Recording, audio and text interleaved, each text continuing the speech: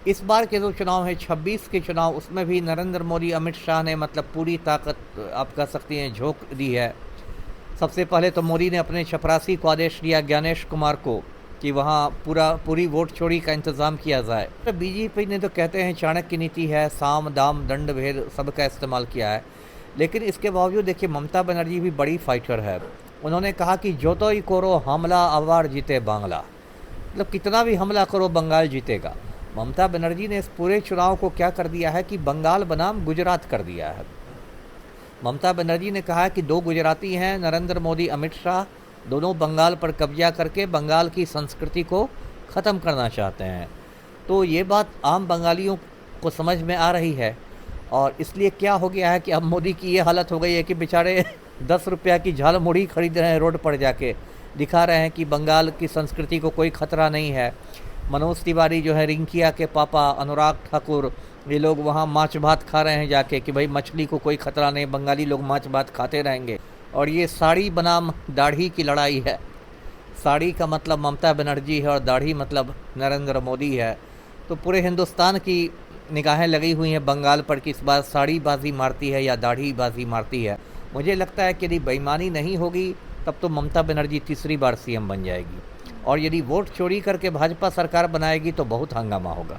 ममता बनर्जी ने पहले धमकी दे दी है, यदि वोट चोरी होगी तो मैं 15 लाख लोगों के साथ सड़क पर उतरूंगी।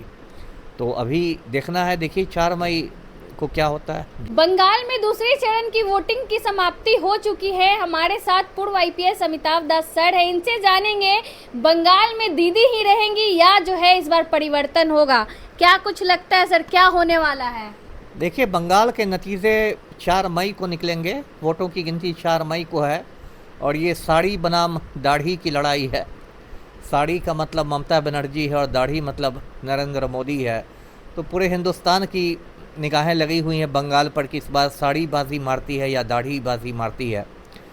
देखिए बंगाल में पिछले चुनाव भी जो हुए थे 2021 में, उसमें भी मोदी ने पूरी ताकत झोंक दी थी बंगाल जीतने के लिए, लेकिन ममता बनर्जी भी पुरानी खिलाड़ी है। उन्होंने कहा खेला होवे, अपने पैर पर उन्होंने प्लास्टर चढ़वा लिया और फिर व्हील चेयर पर घूमने लगी, और फिर दोबारा वो सत्ता में आ गई।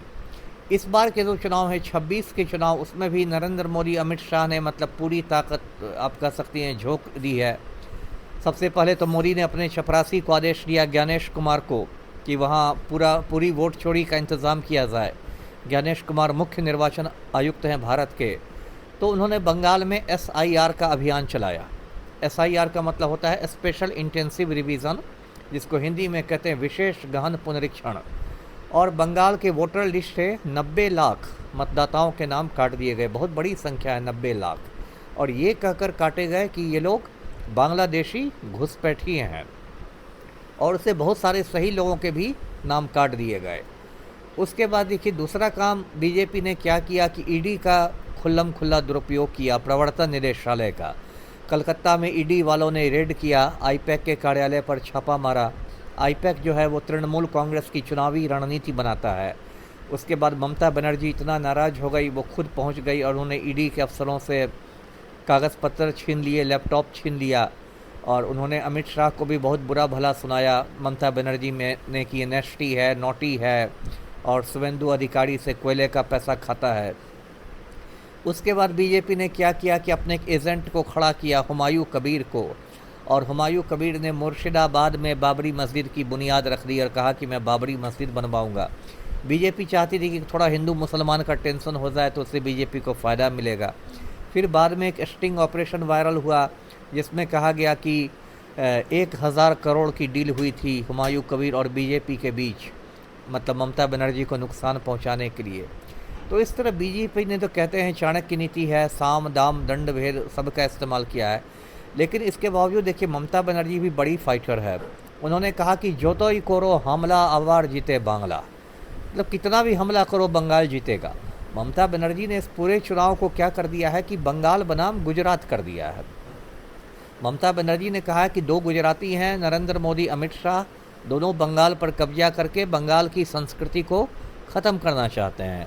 तो ये बात आम बंगालियों को समझ में आ रही है, और इसलिए क्या हो गया है कि अब मोदी की ये हालत हो गई है कि बेचारे 10 रुपया की झाल मुड़ी खरीद रहे हैं रोड पर जाके दिखा रहे हैं कि बंगाल की संस्कृति को कोई खतरा नहीं है। मनोज तिवारी जो है, रिंकिया के पापा अनुराग ठाकुर, ये लोग वहाँ माछ भात खा रहे हैं जाके कि भाई मछली को कोई खतरा नहीं, बंगाली लोग माछ भात खाते रहेंगे। रवि किशन ने तो यहाँ तक कह दिया कि हम बिहार और यूपी से मछलियाँ लाकर बंगाल के तालाबों में छोड़ देंगे। तो ममता बनर्जी ने पूरे बीजेपी को, पूरी भाजपा को झाल मुढ़ी और माछ भात में उलझा दिया है। लेकिन यूपी बिहार की सारी मछली बंगाल चली जाएगी सर, तो हम लोग क्या खाएंगे? इसके लिए हम और आप मिलकर एक आंदोलन करेंगे बिहार में। आंदोलन की जरूरत है मछली खाने वालों हाँ हाँ, जी जी। तो ये है, लेकिन अभी जो वहाँ नतीजे आ रहे हैं, 23 तारीख को देखिए पहला चरण हुआ, उसमें 91% वोटिंग हुई। 91% मतलब बम्पर वोटिंग है। यदि आप देखें कि अभी अप्रैल का महीना है और मतलब आग बरस रही है आसमान से, और आज भी बहुत ज़्यादा मतदान की खबर मिल रही है, तो इसको लोग अलग अलग तरीके से मतलब निकाल रहे हैं। लेकिन मेरी जो समझ है, मैं जितना समझता हूँ चुनावों को, मुझे लगता है कि यदि बेईमानी नहीं होगी तब तो ममता बनर्जी तीसरी बार सीएम बन जाएगी, और यदि वोट चोरी करके भाजपा सरकार बनाएगी तो बहुत हंगामा होगा। ममता बनर्जी ने पहले धमकी दे दी है, यदि वोट चोरी होगी तो मैं 15 लाख लोगों के साथ सड़क पर उतरूंगी। तो अभी देखना है, देखिए 4 मई को क्या होता है जी। रवि किशन तो ये भी कह रहे हैं कि 4 मई के बाद 4 गुना मछली खिलाएंगे बंगाल वालों को। खैर, रवि किशन को कोई गंभीरता से नहीं लेता, वो तो अब मैं क्या कहूँ, लहंगा को रिमोट से उठाने वाले आदमी हैं। उन लोग को कोई, ये लोग विदूषक लोग हैं, है ना, और ऐसे बहुत सारे विदूषक पहुंच गए बंगाल में प्रचार करने के लिए। मैथिली ठाकुर भी असहज महसूस करने के लिए गई थी बंगाल। तो इन लोग को कोई नहीं है, लेकिन बंगाली मतदाता जो है वो सोच समझ के उसने वोट दिया है जी। अमित शाह को लेकर क्या कहेंगे? उन्होंने तो ये भी टीएमसी के गुंडों को चेतावनी दी है, उल्टा करके सीधा कर देंगे। उल्टा करके वो तो खुद तड़ी पार आदमी है ना। अमित शाह पर मैं क्या कहूँ, है ना, वो तो खुद तड़ी पार आदमी। उनको सुप्रीम कोर्ट ने तड़ी पार कर दिया था, गुजरात में प्रवेश पर रोक लगा दी थी। और अमित शाह की जो भाषा, इस पर तेजस्वी यादव गए थे बंगाल, तो उन्होंने कहा भी कि ये सड़क छाप आदमी की भाषा है, ये देश के गृह मंत्री की भाषा नहीं है। तो बात तो सही है, सारे गुंडे मवाली बीजेपी में बैठे हुए हैं, तो अमित शाह किनको सीधा करेंगे? टीएमसी के लोगों को। तो वही ना, तो पहले तो अपने गिरेबान में झांके ना। बीजेपी में तो इतने गुंडे मवाली बैठे हुए हैं, ब्रजभूषण शरण सिंह से लेके कुलदीप सेंगर से लेके कौन कौन, पहले उन पर अमित शाह एक नज़र डाल दें, तब ना टीएमसी को देखेंगे। तो ये बात है जी। बंगाल चुनाव को कैसे देखते हैं सर? एक अकेली उधर ममता दीदी हैं और इधर कई राज्यों के मुख्यमंत्री पहुंचे हुए हैं, प्रधानमंत्री पहुंचे हुए बिल्कुल हैं। बिल्कुल। आप मतलब मुझे महाभारत में जो किस्सा है अभिमन्यु को चक्रव्यूह में घेरने का, वही किस्सा याद आ रहा था। लेकिन ममता बनर्जी ने बहुत बहादुरी दिखाई है, और ममता बनर्जी को अच्छे अच्छे प्रचारक भी मिले हैं। एक सायोनी घोष है, टीएमसी की एमपी है, वो वहाँ फिल्मों में काम भी करती थी, बहुत यंग है। सायोनी घोष की सभा में भी काफ़ी भीड़ आ रही है, और वो भी बांग्लार में की बात कर रही है, बंगाल की बेटी की बात कर रही है।